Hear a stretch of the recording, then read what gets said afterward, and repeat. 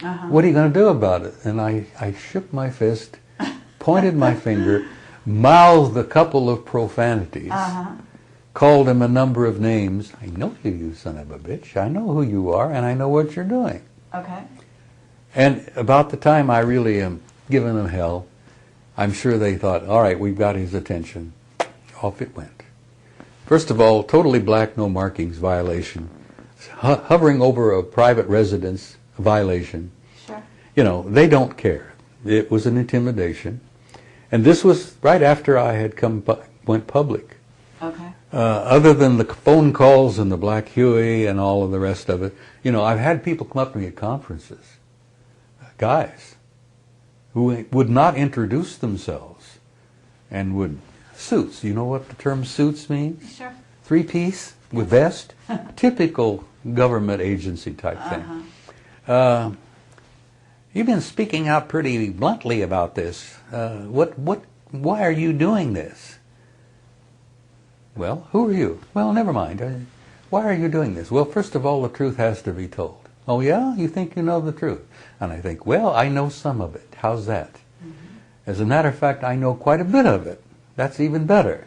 The sheer anger that I felt over what the government was doing to people to keep the lid on this. It violated every concept of my whole idea of life and honor and democracy and fairness and decency.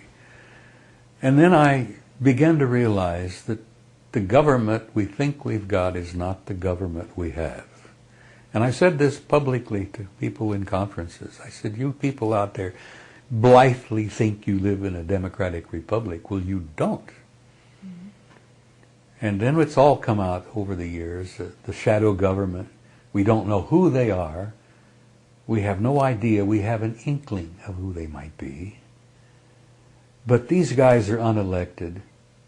They are not responsible. They don't have any responsibility to Congress, to the people, to the country, to anything. And they're running the damn program. And that drives me up the wall. I could almost kill. My sense of anger is so deep over that these self-appointed so-called experts that are running this program and keeping this the greatest story in human history from people, the people have a right to know. And let me tell you why I say that. I shared this with Bill. I have always believed that if this were to come out totally, as big as it is, as dynamite as it is, that it would bring about an expansion of consciousness in people. That we would stop thinking of ourselves as Muslim, Christian, Jew, whatever. We would think of ourselves as human beings from one little tiny planet on the edge of a middle-class, mid-sized galaxy. And that knowledge in itself would bring us together as a species and as a race. And I thought, that is our survival. If we can bring ourselves together and think of ourselves as one race, one people. This knowledge that we're not alone and we've never been alone, I think would do that. But the story is so big, honey. Let me tell you something else. Over the years I've learned. What I learned in 1967 was nothing compared to what I've learned since. Over the years, digging in, talking to people in high positions. I've almost come to the conclusion that the story is so damn big that the government may be right. That the mass of people can't deal with it. How do you tell people that this species, this race that we are all a part of, is a hybrid race? That we were genetically created by an extraterrestrial intelligence? How do you tell them that? Carefully. You look around and you tell them carefully, depending on where you are. Now, if you're in Baghdad talking to some Sunnis or Shia, you don't even bring the damn subject up. How do you tell them that every major religion on the planet has been initiated and orchestrated by extraterrestrial intelligence? How do you tell Christian fundamentalists that that lovely man from Galilee 2,000 years ago was a part of that program. You don't tell them that unless you've checked the exits and know how the hell you can run and get out of the house. Okay, You don't bring these subjects up. How do you tell them, for example, that this contact and these abductions is that the genetic program is still underway? That these people that are pulled out of their bedrooms and their automobiles at night and are examined and samples taken and all, and it is shocking to them, and it is frightening to them, and it's harrowing to them. When they finally have to confront it, and maybe through hypnotic regression they have to deal with it, how do you tell them that that's part of the ongoing genetic development program? But how do you not tell them when they're in the millions, you know? When there's so many of them out there right now that are just as aware as you are, and as I am, and Bill, you know, and Marcia. I mean, we are not in the minority as much as we think we are.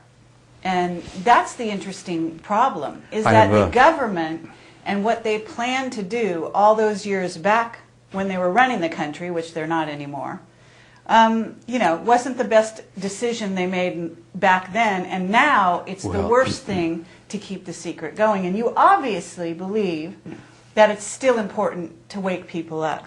I still believe that there are great masses today of people out there who can deal with it. You didn't fall to the floor sobbing when I just told you that this is a fact. This is not just my idea. Sure. These are facts that I have verification for. Okay. You see, I know that I've talked to people on the inside. I've had people come and share with me who are on the inside. I bet. And say, let me tell you. I've had military officers share with me. I had men working for me, he said, outside of Las Vegas, that when they were confronted with this, I had grown men with combat experience who broke down and cried like babies. He says, they can't deal with it. I've had to send these men off to another assignment somewhere. They couldn't deal with it. They came face to face with an alien and broke down and cried like babies. Now,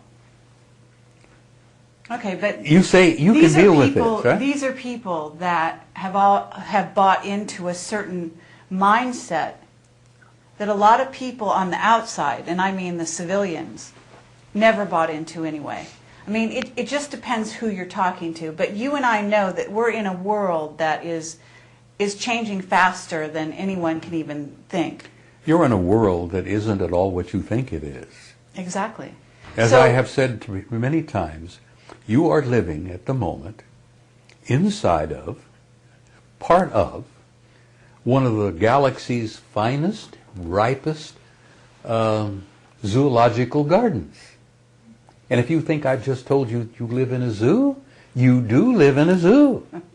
Now, I don't know how this deals with your sense of ego and your self-respect and who you think of yourself you are. But you're an animal living in a zoo. Now, how does a mass of people confronted with this reality going to deal with this? You're unusually enlightened and bright on this subject because I think you have informed yourself.